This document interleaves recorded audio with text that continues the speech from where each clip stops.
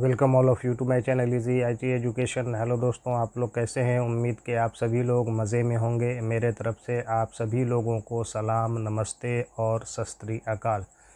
दोस्तों, आप सभी जानते हैं कि आप लोगों के लिए नई चीज़ें लेकर आता हूं। आज का वीडियो भी बहुत ही ख़ास होने वाला है। आप लोगों से गुजारिश है कि वीडियो को ध्यान से देखें, बीच से स्किप न करें, क्योंकि एक एक बात आपके लिए बहुत ही ज़रूरी है।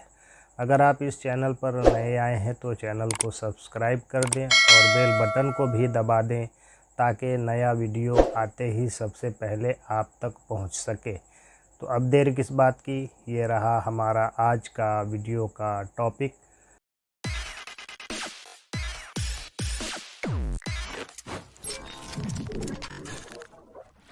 The basic concept of MS-DOS। MS-DOS की मूल अवधारणा। ओवरव्यू अर्थात अवलोकन। MS-DOS Microsoft disk operating system 32 bit आधारित पर्सनल कंप्यूटर के लिए एक ऑपरेटिंग सिस्टम है। मूल रूप से IBM के लिए माइक्रोसॉफ्ट द्वारा विकसित MS-DOS 1980 और 1990 के दशक के दौरान IBM PC संगत पर्सनल कंप्यूटर के लिए मुख्य ऑपरेटिंग सिस्टम था। यहाँ इसकी मूल अवधारणाओं का अवलोकन दिया गया है। MS-DOS Microsoft Disk Operating System is an operating system for 32-bit based personal computers originally developed by Microsoft for IBM. MS-DOS was the main operating system for IBM PC compatible personal computers during the 1980s and early the 1990s. Here is an overview of its basic concepts. Number 1, Command Line Interface CLI। MS-DOS एक command line interface का उपयोग करके संचालित होता है, जहां उपयोगकर्ता विशिष्ट कार्यों को करने के लिए कमांड टाइप करते हैं। यह विंडोज़ या मैक OS जैसे आधुनिक ग्राफिकल यूजर इंटरफेस GUI से अलग है। MS-DOS operates using a command line interface where users type commands to perform specific tasks. This is different from modern graphical user interface GUIs like Windows और Mac OS। Number 2, file system. MS-DOS FAT file आवंटन तालिका file system का उपयोग करता है।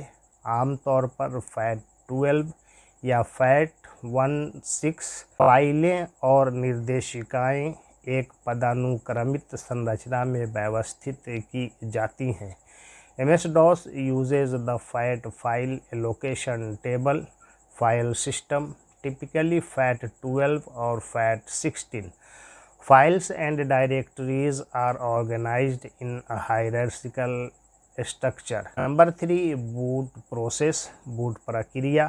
जब MS-DOS वाला computer boot होता है तो इन चरणों का पालन करता है। When a computer with MS-DOS boots up, it follows these steps. BIOS initialization basic input output system hardware को इनिशियलाइज करता है और बूट करने योग्य डिवाइस की तलाश करता है। BIOS initialization the basic input output system BIOS initializes hardware and looks for a bootable device. Boot sector loading BIOS boot sector को एक डिस्क से लोड करता है, जिसमें MS-DOS बूट लोडर होता है। Boot sector loading The BIOS loads the boot sector from a disk which contains the MS-DOS bootloader. System फाइलें load हो रही हैं। बूट लोडर सिस्टम फाइलें IO.sys MS-DOS sys और command.com लोड करता है। System files loading, the boot loader loads system files io.sys, MS-DOS.sys and command.com, the command interpreter। Number 4, commands and batch files, command और batch फाइलें। MS-DOS file हेर फेर, system configuration और programme निष्पादन के लिए विभिन्न आंतरिक और बाहरी कमांड प्रदान करता है। स्वचालन के लिए कमांड को व्यक्तिगत रूप से निष्पादित किया जा सकता है या बैच फाइलों .bat में समूहीकृत किया जा सकता है। आदेशों के उदाहरणों में शामिल हैं MS-DOS provides various internal and external commands for file manipulation, system configuration, and program execution. Commands can be executed individually or grouped in batch files .bat for automation.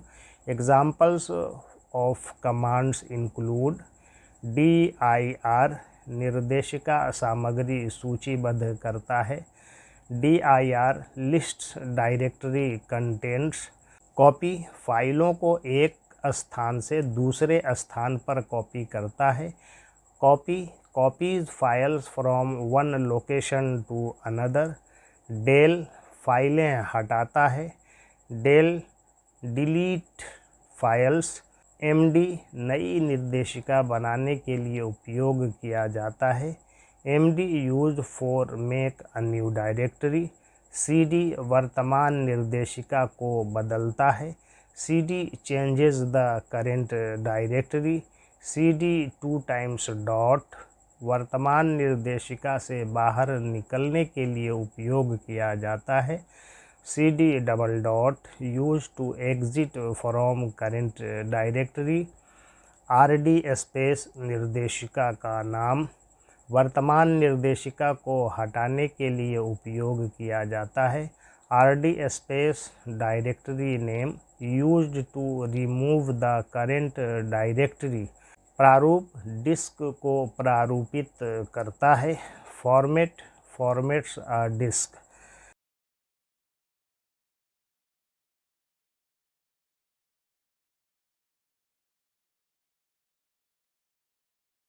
Number 5, memory management, स्मृति प्रबंधन।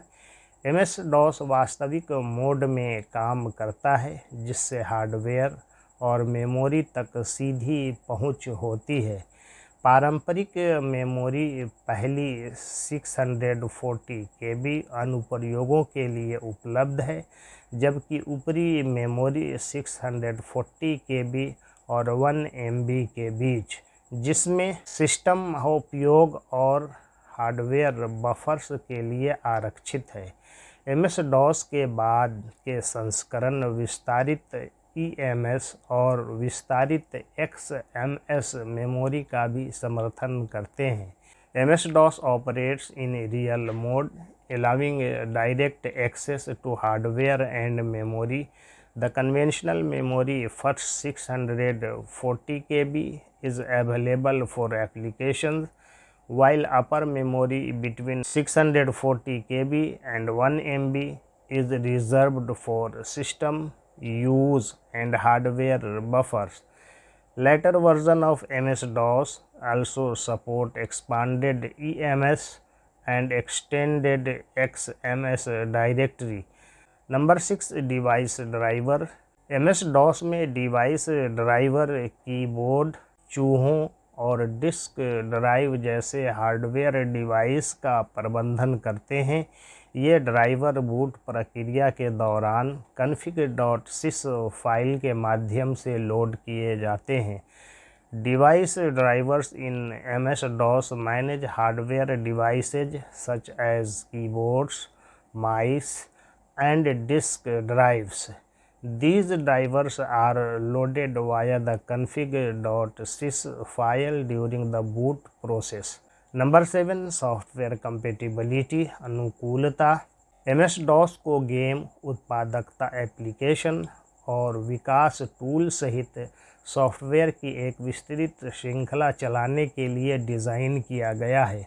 IBM PC hardware और अन्य IBM संगत प्रणालियों के साथ इसकी अनुकूलता ने इसे व्यापक रूप से अपनाने में योगदान दिया। MS-DOS is designed to run a wide range of software, including games, productivity applications, and development tools. Its compatibility with IBM PC hardware and other IBM compatible systems contributed to its widespread adoption. Number 8, interrupt handling, व्यवधान प्रबंधन। MS-DOS BIOS सेवाओं, hardware interaction और DOS function call सहित विभिन्न कार्यों के लिए software interrupt का उपयोग करता है। DOS सेवाओं के लिए सबसे अधिक उपयोग किया जाने वाला इंटरप्ट INT21H है।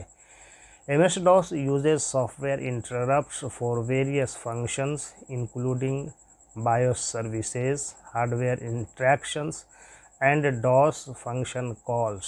The most commonly used interrupt for DOS services is INT21H.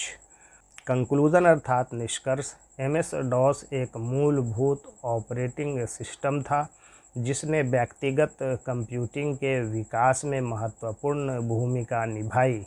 इसके command line interface, file system, memory प्रबंधन और सॉफ्टवेयर अनुकूलता ने इसे अपने समय के दौरान एक बहुमुखी और व्यापक रूप से उपयोग किया जाने वाला प्लेटफॉर्म बना दिया।